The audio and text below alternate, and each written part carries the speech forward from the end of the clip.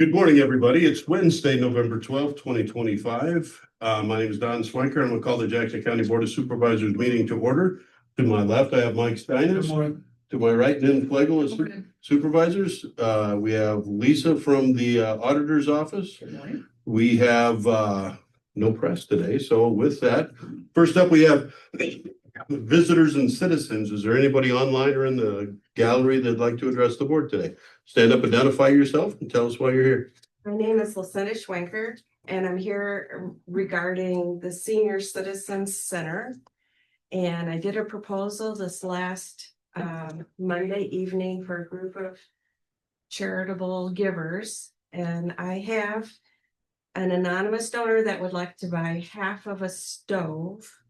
I told the individual about Mr. Kilberg had been looking at a Vulcan industrial stove to put in, and he had quoted me $2,400 to purchase that stove. And my donor agreed that they would spend $1,200 to help us purchase that stove. And I'd like to bring it to your board and see if you would like to help us make that investment in our kitchen. I'm serving meals there once a week. I have been approved by the Iowa Inspection Food Service Bureau, and I do have insurance to cover my food service capability. Good. And I do have a degree in restaurant management, and I have been Safe Served qualified, and so has Donna Cox.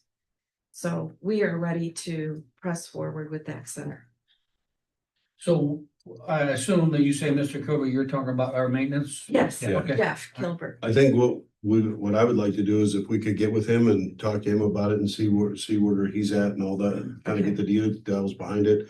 And then we can approach that and maybe looking to getting it on the agenda Okay, real soon. good. And I have another anonymous donor that would like to buy a TV antenna to put with our large 64-inch screen because they would like to watch sports when they're sewing.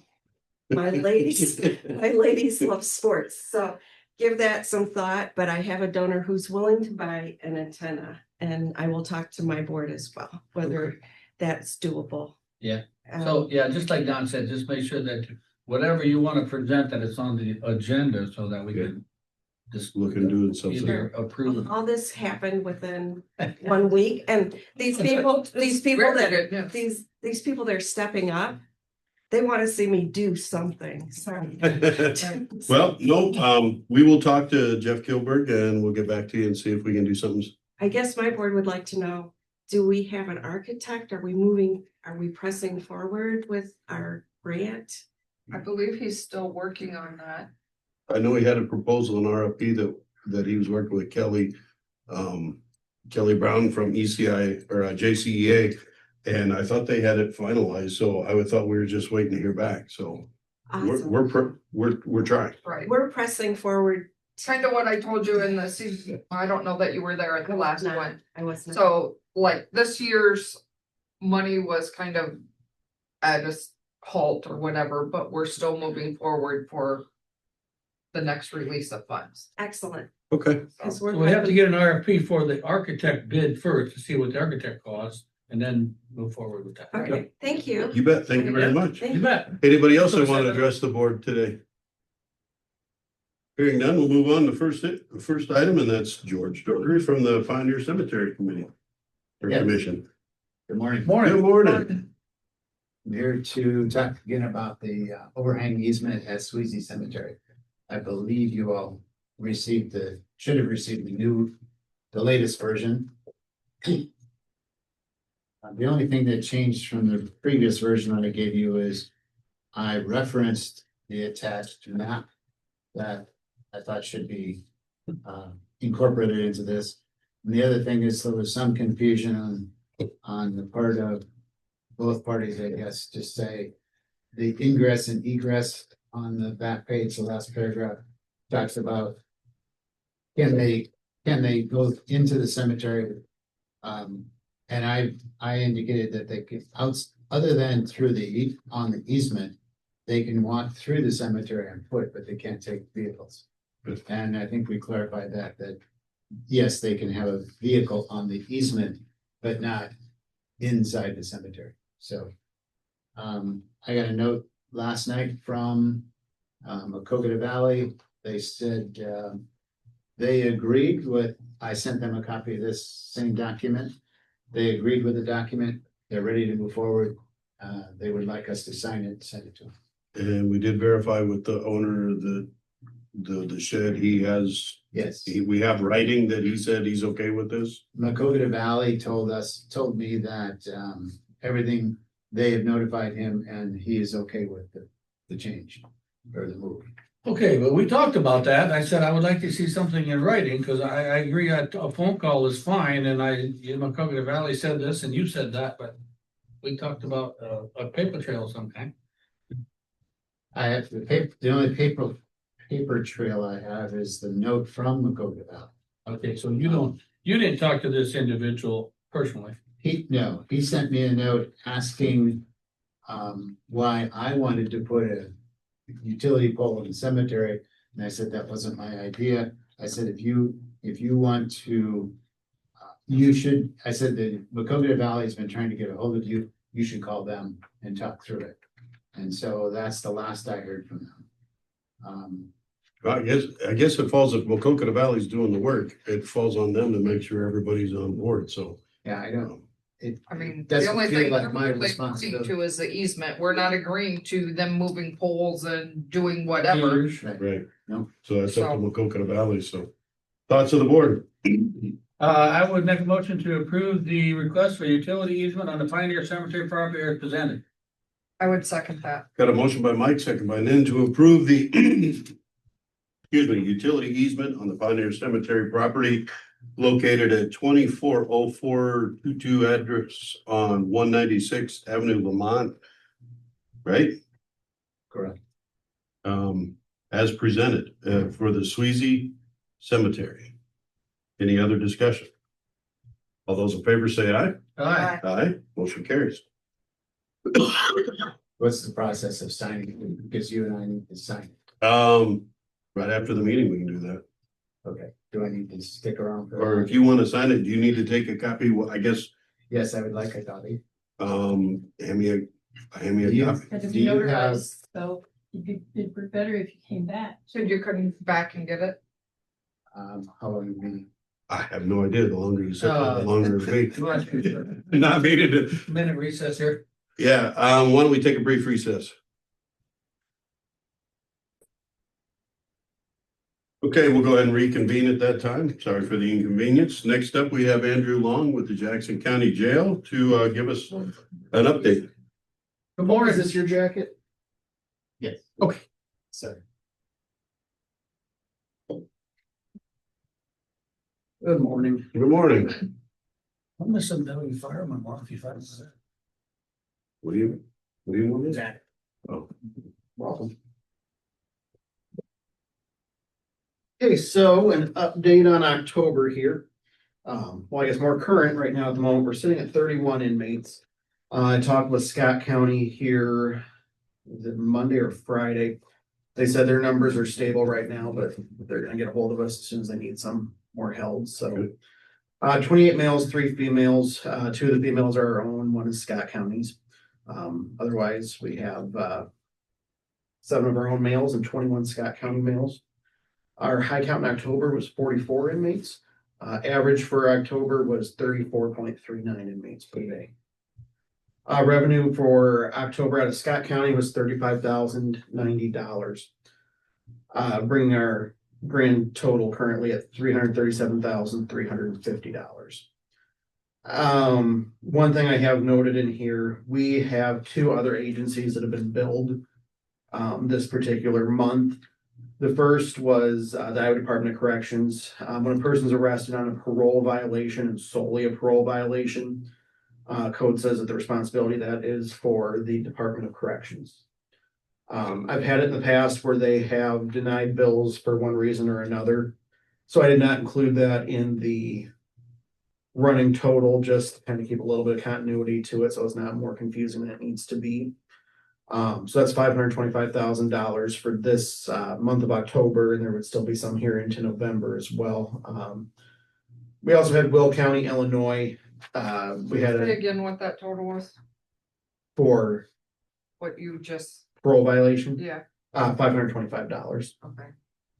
I That's, said 1,000. oh, I just nice. want, I just wanted to clarify so somebody don't think we're sitting there with it. I wish, but no, $525. So then, Will County, Illinois had a gal that was arrested on their warrant. They originally said that they would extradite this person. She sat in our jail for 2 days, waived extradition, then Will County came back with, we no longer want her, kick her loose.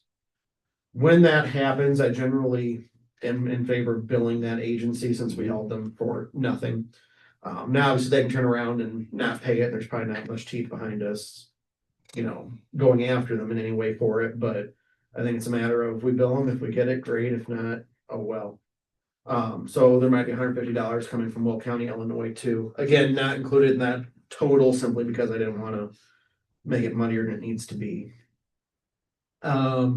No housing out in October, so no money spent out that way. Otherwise, we booked in 37 people in the month of October. 53,098 documented checks of prisoners, 5,634 specific inmate logs, and 2,710 meals prepared and served.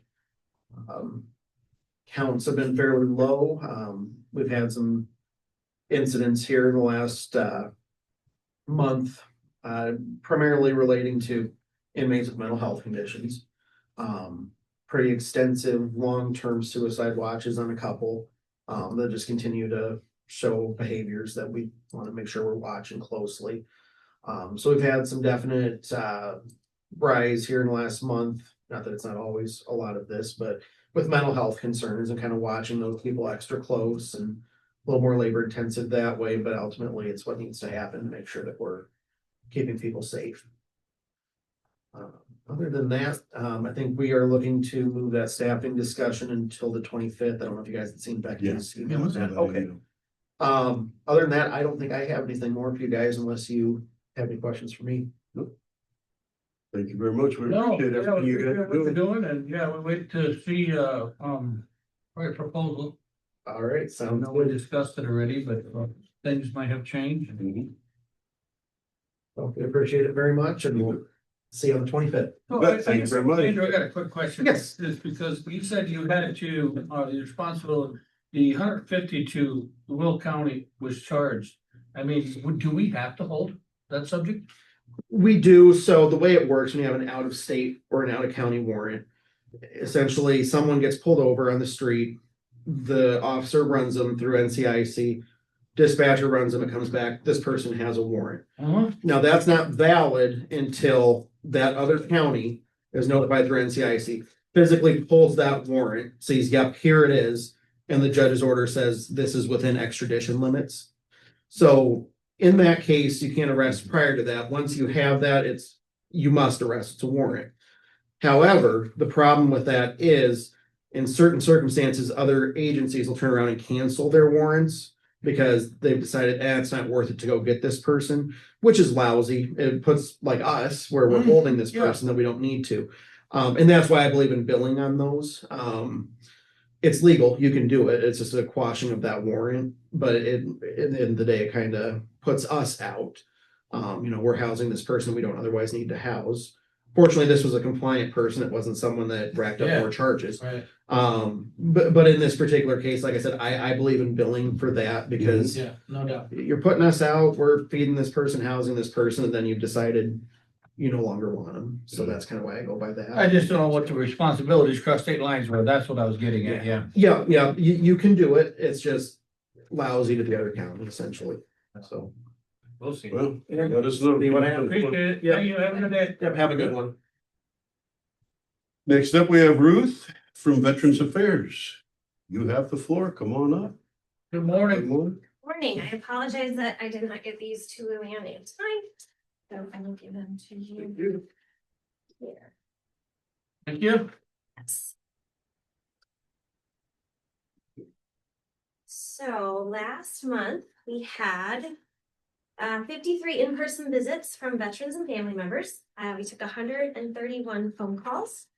We had 3 intent to file forms, 2 disability claims, which is down from our normal month. There's actually, I included this here, which I thought was interesting. So you can see the comparisons from, from the last 3 months and even past that if you for your information. We had 3 higher level review claims, 2 burial benefits, 7 healthcare forms, which is much higher than we normally have. 2 records request forms, 3 dependency claims. I have 17 decisions made in August, but I'm in October. There were 70 open claims and our office filed 77% of those claims. So we filed 54 of them, which makes it 77%. So that's good. There was no county award report issued for September, I believe, because of the government shutdown. The regional office was closed. So I don't know if we'll get that the same time we get the other month, and then we'll just do that twice. As far as community outreach, so yesterday I went to the Jackson County Senior Center for their donuts and coffee with veterans. That was really fun. We had a nice table set up there and had some outreach items that we gave out. I also went to Mill Valley Care Center and I went to Macokota Care Center and I went to Clover Ridge. So went around, visited the veterans that maybe can't get out, and maybe nobody came and visited them today. So tried to at least let them know we're here, we care about you, The other thing that we have going on, the article that I wrote for the newspaper was about mental health resources for our veterans. So kind of trying to draw attention to some of those resources that are available. And we also have on November 17th, we're hosting Deborah Moeller from the Iowa City Healthcare System. She is a suicide prevention coordinator. She will be at the Macokota Library at 2 p.m. in the community room. One thing I really want to stress is this event is open to the public. So it is not just for veterans. My hope is that friends, family, even people in the community that may work in a position like the hospital or the jail or, the sheriff's department, come and learn about some of these resources that are available. Deborah is a wealth of information. She's been doing this quite a long time and she's very, very good at her job. So we are grateful she's willing to come and talk to our community and help us learn how we can support our veterans. So if you have any questions for this. You said that there was no report available, but the benefits were issued, correct? Okay. Yeah, the benefits were issued, just certain very specific things were shut down. And so it was like, you go to reach out to somebody and you're like, oh, they're not there. Well, they're on the list of things that aren't available. So yeah, certain things were open, certain things weren't. Yeah, it was kind of a guessing game sometimes, but we got pretty good at it. So that's good. Yeah. Thank you very much. Thank you, Rose. You have a nice rest Have of a good your day. You betcha. Next up, we have Jaden Shekel with the county engineer. Morning. Morning. So here today to ask for approval to post for a senior engineering technician. So we have a posting, have had a posting too, for an assistant engineer. And over the years, even prior to my time here at the county, it's been proven to be a very difficult position to fill. And to keep doing the same thing and expect different results, obviously it's working. So I'd like to post for a senior engineering technician because where our department has primarily been stretched thin is regarding construction inspection projects, not the design. And for example, today they're pouring a bridge deck actually on 216th Street. They're driving pilot to 24th Street Bridge, and our crews are going to start brush cutting on Dark Hollow. So our two personnel in our office right now are out there covering all 3 of those projects, but just an example of where we're stretched thin. So this position would help alleviate that issue, especially with our upcoming projects. So Channelworth Bridge project, actually the bid openings next week, along with our Bernard Road concrete overlay. So next summer we'll have, or this year, we are going to have Channelworth concrete overlay. Our Z15 bridge will start this spring. We'll have our typical day labor projects next year, and the future workload will be there as well. So just post for this position, and we're not going to hire both. We'll hire only one of the 2, assistant engineer or senior engineering tech, but we'll fill whichever one fills first, which I tend to believe will be the senior engineering technician position. What kind of qualifications or job description, has the job description changed for that, or do we have a copy of that, or? So, there was a copy, it's actually the same job description we have currently for our senior engineering technician on staff right now.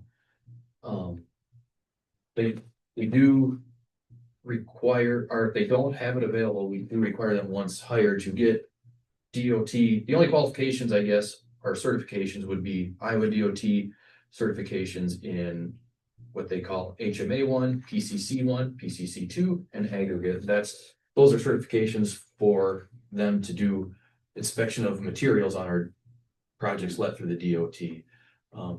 Ideally, somebody applying for this position would have that, but if not, every year the DOT offers classes for them to get certified, so which are usually around the March, April timeframe before construction really kicks off, so. I'm just asking, so is it hard to get them designations? Or is there a extensive time frame? No, it's usually, A couple months you could have them all? oh yeah, they usually offer them concurrently. One of them may take only a few days to get certified. There's a test, and if you don't, you have to retake it again, but they're not that difficult, but still something somebody would have to obtain. So is it, you gotta go to the class and take the test at the class, or Mhm. you prepare and you just go to the testing site? No, it's where you attend the class and then the last day of the class, say if it's a 3-day class, Okay, day 3 is where they take the test and it's very obtainable, I guess I'll put it that way. It's nothing too difficult to pass, but still have to have the certifications in order to do the test. Ideally, they have the certifications and some experience, Correct, yeah. Right. you know. And so that's another reason why doing this, so that way if there's also allows for some overlap in case of within our department, if there would be a retirement or somebody were say to leave, whatever the case may be, that we're not really One way person. behind. Yeah, we're kind of, we'd be okay. So that's really what the intent of this, just because I don't foresee the assistant engineer position. We're not the only county that has difficulty filling that position. Other counties do as well. And I just don't want us to be stretched, Right. limiting our, whatever you want to call it, limiting ourselves. Oh, okay. I did have a call on the Moorhead Bridge. I don't know if you got that call or not, or has reached out to you. Do we have any updates or when they're starting or when About a week and a half. They'll they'll start repair? Mhm. Okay, Yep. did you have a call or no? Yes, there was. Yep. Okay, And I don't know how long the fix will take. It's not like it's a construction project. For example, it's pretty straightforward or common, I guess. It's kind of a unique yeah, fix. So it could be a couple days, could be more than a week, I don't know, but the work will start next week, or not next week, the following, sorry. Right, within a month we should be open, you think? Yes. Yep. And part of it, we have to have Terracon do some, what they call non-destructive testing. They have to test the repair, doing like, essentially, I'll just call it an ultrasound. If you Drive, will, on the drive bridge. 40 ton across a 15 ton bridge, yeah. Well, that's one way to check it. so back to the senior engineering tech position. Any thoughts, comments, questions, motion? I make a motion to approve. I would second. Got a motion by Nan, second by Mike to approve posting of a senior engineering tech position with the county engineering department as described. Any other questions? All those in favor say aye. Aye. Opposed? Motion carries. Just an update on construction, like I said, they're pouring a bridge deck, right now, as we speak, on 216th Avenue Bridge. They are driving pile on the 24th Street Day Labor Bridge. Our crews are mobilizing up to Dark Hollow Road to start that brush cutting. Hold on the 24th one. Why is that? Just on my traffic. Like no problem. I would be surprised if we put a bridge deck for that within the next week. They're really moving along. Of course, winter's approaching, Yeah. unfortunately. Oh, 70 on Saturday. For one day. And that's about it. I think it uses up what it's got left in the container on Saturday and then it kind of falls after that. Yeah, we'll take it. Yeah. So it's been, busy getting those wrapped up before winter hits. Yeah, I guess, other than that, that's all I have for today. Good. Appreciate Thank it. you very much. Yep. Next up, we have Becca Fuhop with zoning. Morning, Good Bev. morning, good morning. How we doing? Bad. On October 20th, 2025, the Jackson County Zoning Commission completed its review of the proposed comprehensive update to the county zoning ordinance and voted to recommend approval of the draft to the Board of Supervisors. This update has been in development for several months through collaboration between county staff, the zoning commission, and ECIA, specifically with Laura Karsten's help. It reflects numerous work sessions, public meetings, and feedback from multiple departments. At this time, I'm here to formally request that the board set a public hearing for Tuesday, November 25th at 9 a.m. to consider adoption of the proposed zoning ordinance. For Iowa Code Chapter 335 and the 4 and 20 publication rule, the notice of public hearing will be published in the November 19th and November 20th editions of the county's official newspapers. And for public accessibility, a paper copy of the draft ordinance may be reviewed or picked up in either the zoning office, or we will have some here in the Board of Supervisors office, and is also available online through both the Jackson County website and the ECIA website. That was a good explanation. You keep that and just change a few things every day.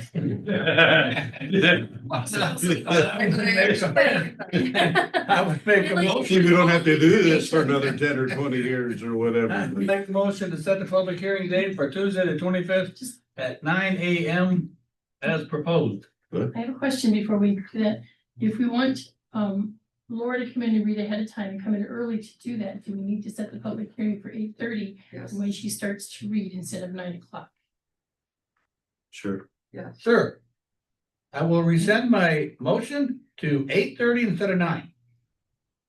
You'll amend it. Amended. Amend it, yeah. I'll second that. We have a amended motion by Mike and a second by Nin to set the public hearing for the new zoning ordinance for November 25th at 8:30 p.m. or a.m., excuse me, 8:30 a.m. To go over, right? That's it. That cover all. To review the new. Okay. To review the, yeah, ordinance 319. Public hearing, if somebody's interested, they can come in when Laura starts reading instead Yeah. of the 9 o'clock when she's done, so. Okay. Any other discussion? All those in favor say aye. Aye. Opposed? Motion carries. So let it be.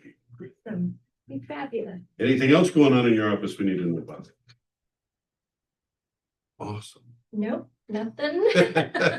Why? Things are just moving along. We have Butter a juice? few permits still coming in. I think people are trying to beat the Beat the weather. weather. Yeah, that. So there were some focal points of the last zoning administration. Like, how is all that? Is that kind of resolving or like Leisure Lake, that kind of stuff, or? I've talked to quite a few people from Leisure Lake. One was even a new buyer, and I said, I hear things are going great out there. And they said things are getting cleaned up. It's looking really good. Their LLPOA has really stepped up things. Good. From what I hear. Awesome. I haven't taken a drive out there yet, but Cool. I was positive out there not reviews. too long ago, and it's coming around, so it's good to see. So Yeah, still even just this month have had a couple new permits for out there. So yeah, awesome. things are moving along. Well, thank you very much. We appreciate your info. Thank you. Good day. Have a good day. Miss Lisa, you have the floor. Morning. So this Morning. morning, I need a motion to approve the minutes of the November 4th, 2025 board proceedings and work session as written by Auditor Smith and authorized publication in the official newspapers. I'll make that motion. I will second. Got a motion by Nan, second by Mike to approve the minutes of the November 4th, 2025 board proceedings and work session as written by Auditor Smith and authorized publication in the official newspaper. Any other discussion? All those in favor say aye. Aye. Opposed? Motion carries. I think everybody has received the letter from ISAC concerning it's a lawsuit going on. Shelby County, I think it's Shelby County and looks like Story County potentially. But ISAC has reached out to all counties in the state of Iowa, and they're asking for a $500 payment to help with the legal costs for this lawsuit. This is called an amicus brief. It's in the case of Kurzer versus Shelby County. This has a potential for impact of all counties nationwide. And so therefore ISAC has weighed in to potentially to help fight this lawsuit. So I guess that's the question that I have is, does Jackson County, do you as a board want to pay the $500 to help offset some of the legal costs for this lawsuit? So in my, I'm gonna say investigation and researching it a little bit, I did talk to the county attorney and talked to a couple other. Of course, this particular lawsuit is regarding pipeline, which really doesn't affect us a lot, but it does affect the home rule status of counties, which is very important to me. And I feel like, we supported the study for soil compaction, which really didn't pertain to us either, but I feel this home rule, is gonna be up and coming. It could affect situation. us down the road It could really very affect us, easily. yeah, I would be in favor, I don't know what everybody else's thoughts are, Like I say, it isn't so much when you support things, it's not a huge ask. But it's one of those things, and it isn't overly pertinent to our situation. But when you start looking at, they talk about carbon capture pipelines and things like that, that gets pretty close to us. I think that gets into Clinton County. So it's getting closer. And again, I agree with Mike on the home rule thing. It seems like there's a lot of things going on right now that try to strip our requirements away. And I think it'd be worth supporting just because it helps us maintain our autonomy. Maybe not for this pipeline, but we talk about, there was legislation last year talking about windmills and just doing a blanket ordinance across the state when we're not all identical. It's not a cookie cutter type of thing. So I think I'm in favor of it. I think we should. I am also, so I guess I would make a motion to go ahead and proceed. So what I'm hearing then is that you all three are agreeing to this, so then I would need a motion to approve and authorize the auditor's office to prepare a claim to Iowa State Association of Counties, or ISAC, for $500 for an amicus brief in the case of Kurzer versus Shelby County. Yes, that would be my motion. Okay, I would second. We have a motion by Nan, second by Mike to do exactly what you just said and wrote down about sending a check for $500 to ISAC or writing a claim to support the Cruiser versus Shelby County lawsuit. Any other discussion? All those in favor say aye. Aye. Motion carries. and just so I don't have to move the camera, let me move over. So with that being said. Okay. So last Tuesday was election day. It was the city school election.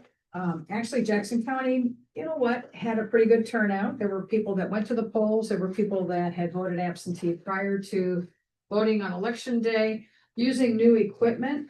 I actually think we did really well. The election officials were happy and we had really no, you're always going to have a few tweaks that we're going to have to make, but for the most part, I always talk about what's the grade for this election based on everything. I give it an A-. I think it was a good election. We had new election officials that we thought it was important to bring them in this election to get them trained for the future elections. Returns came back, I thought, relatively well. We have people that go out and take secured envelopes to bring stuff back.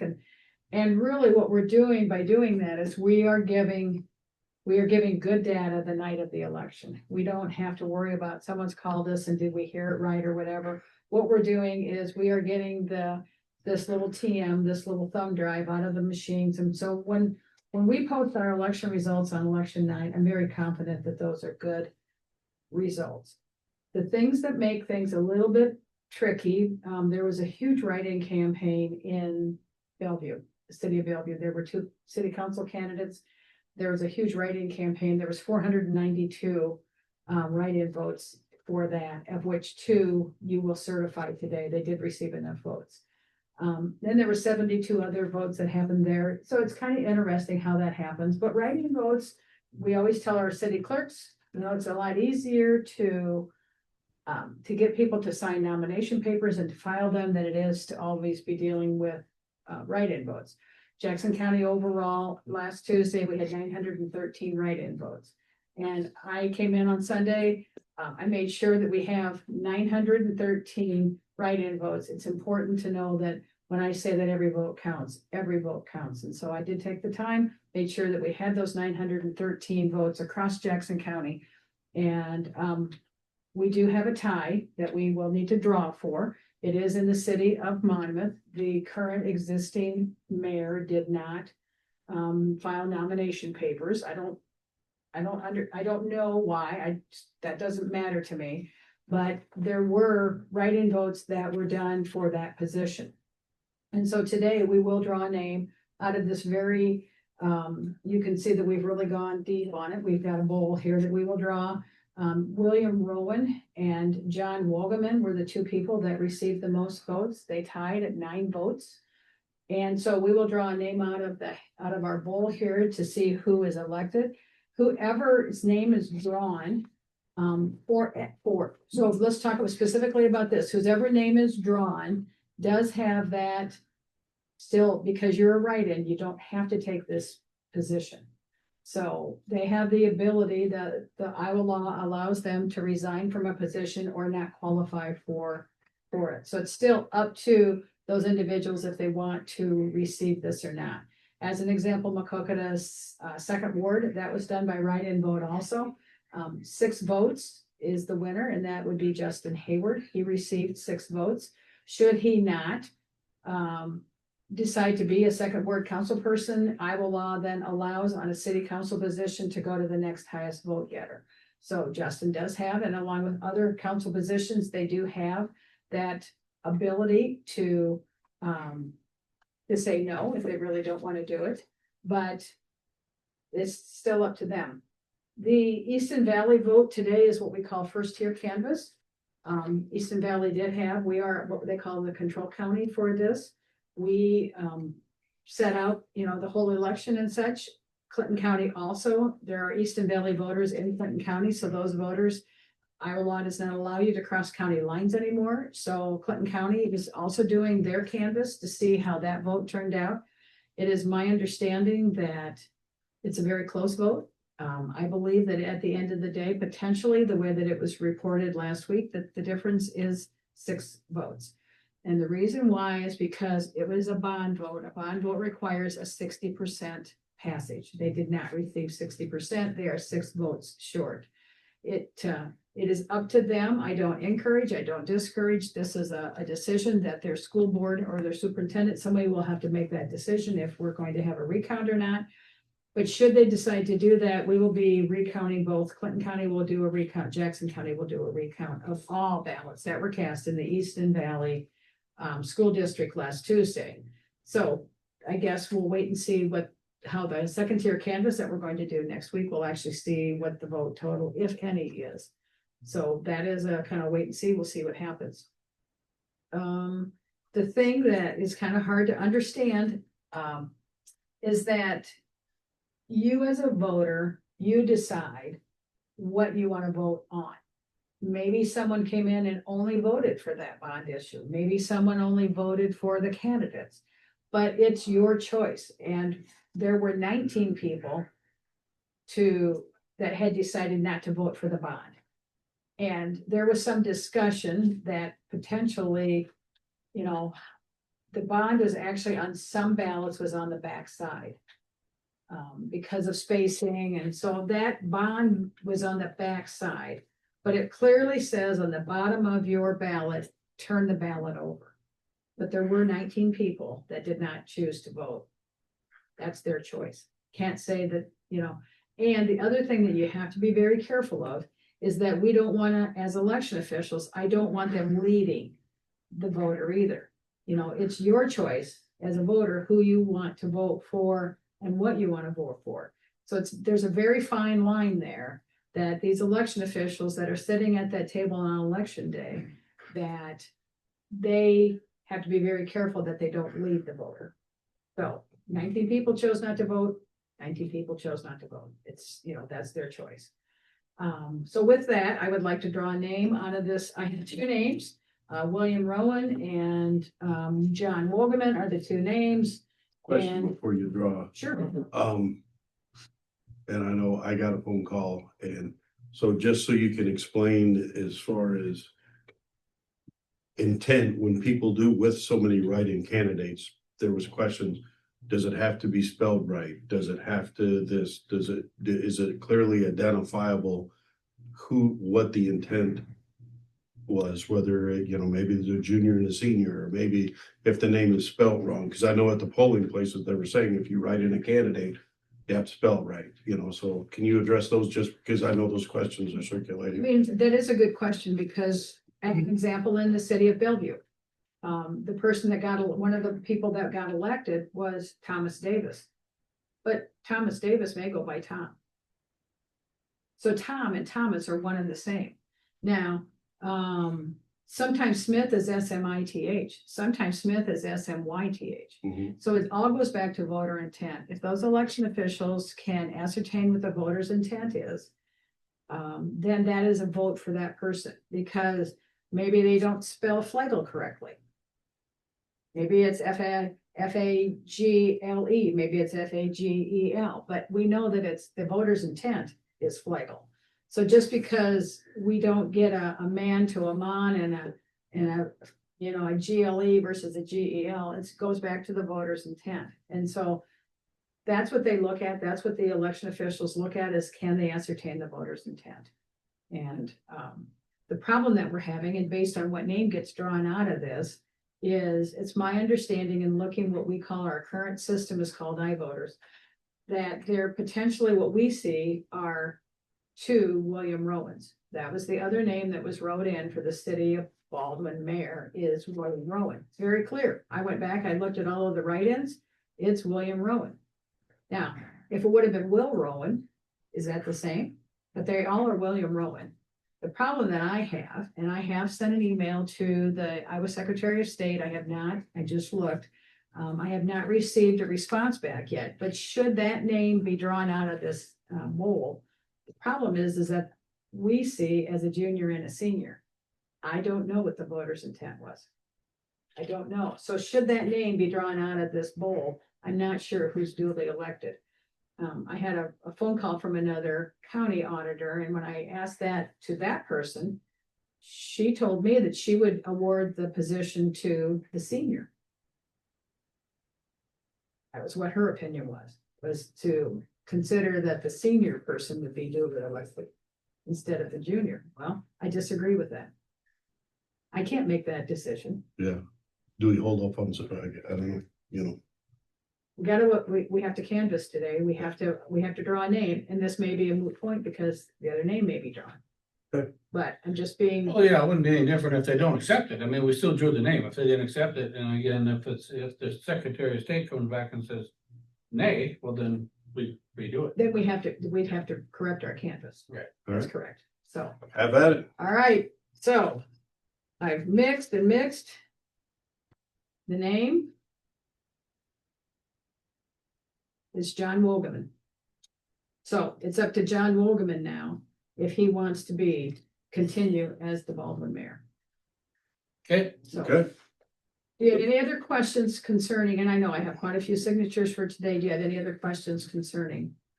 nope. nope.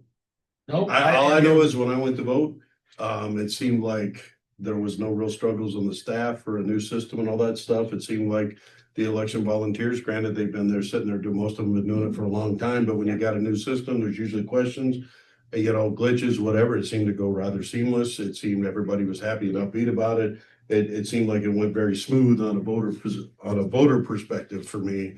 I thought it was a successful thing, I don't mean for this to be disrespectful, but it's not. The reason and how I explain this to a lot of people is when it comes to election officials. You and I, when we started school, we went to kindergarten first. And as we progressed with our knowledge, we went from kindergarten to elementary to middle school to high school, and eventually some went to college. So we did have some kindergartners this time. Mhm. And the reason why is because hopefully with this election, we can get them from kindergarten all the way through elementary, hopefully get them enough education. And hopefully by the time, the 26th election comes, they could be maybe a freshman in high school. So there is this progression. I don't expect a lot of those people to be a senior already, but what we try and do is we do try and pair our new election officials with a senior election official, and that's why we kind of look at that and try and pair up. So Oh, you couldn't tell, like I say, Yeah, it seemed to no. go relatively But I smooth. didn't hear any complaints. I had no No. complaints. no, That's what we want. instincts. And it was good to hear that the new equipment went well. It did, yeah. So with that being said, I do need a motion to authorize the Board of Canvassers to certify and authorize board signatures on the true and correct abstracts of votes cast in Jackson County at the November 4th, 2025 city school election as shown by the official abstract, and further authorize the chair's signature on their certificates of election, and authorize Auditor Smith to forward the abstracts and certificates. So moved. I'd second that. Got a motion by Mike, second by Nin to authorize the Board of Canvassers to certify and authorize board signatures on the true and correct abstracts of votes cast in Jackson County on the November 4th, 2025 city and school election as shown by the official abstract, and further authorize the chair's signature on the certificates of election, and authorize Auditor Smith to forward the abstracts and certificates as presented. Any other discussion? All those in favor say aye. Aye. Opposed? Motion carries. We are canvassed. For the board today, thank you. Thank you. Luann.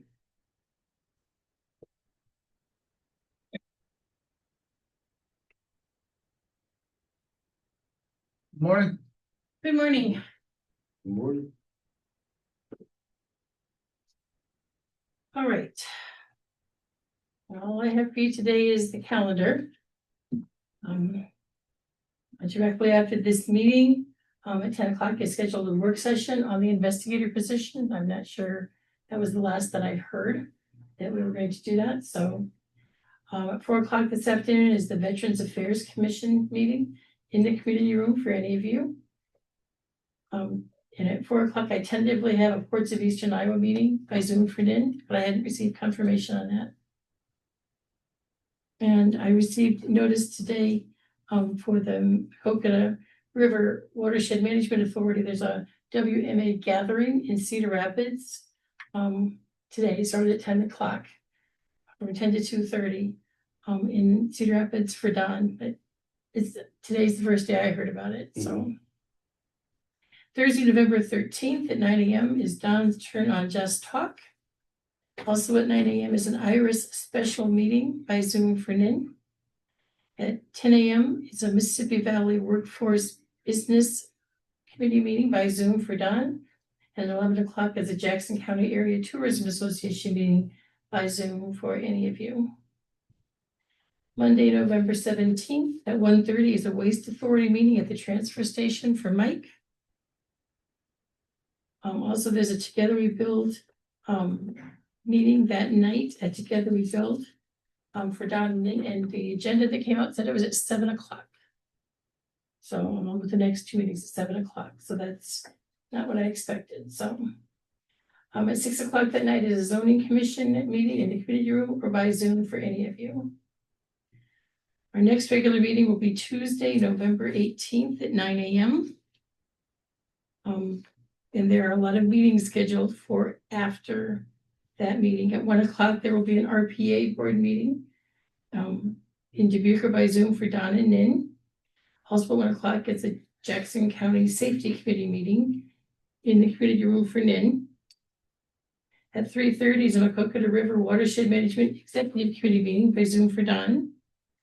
At 4 o'clock is a virtual aging and disability town hall meeting by Zoom for any of you. 5 o'clock is a Jackson County Economic Alliance Area Board Committee meeting at Innovate 120 for Don. Also at 5 o'clock is a Conservation Board meeting in Hurstville at 5 o'clock for any of you. And at 7 o'clock that night, the Board of Health meeting in the community room or by Zoom for NIN. So a lot of meetings for one day on the 18th. I gotta look at spacing mine out a little Somewhere. better. I don't know, I have 1 and 1, so. Oh, all right. Any questions for Luann? Thank you very much. Very good. How about any boards and commission reports? None here. I do not. Have any? So with that, I think we're through with our business. No further business. I make a motion, we adjourn. I'll second that. Motion by Mike, second by Nan to adjourn. Any other discussion? All those in favor say aye. Aye. Aye. Motion carries. Have a good day, everybody, and enjoy the Northern Lights tonight. If you didn't see them last night, get out and take a look at them. They were spectacular and actually visible to the naked eye. So have a good day, everybody.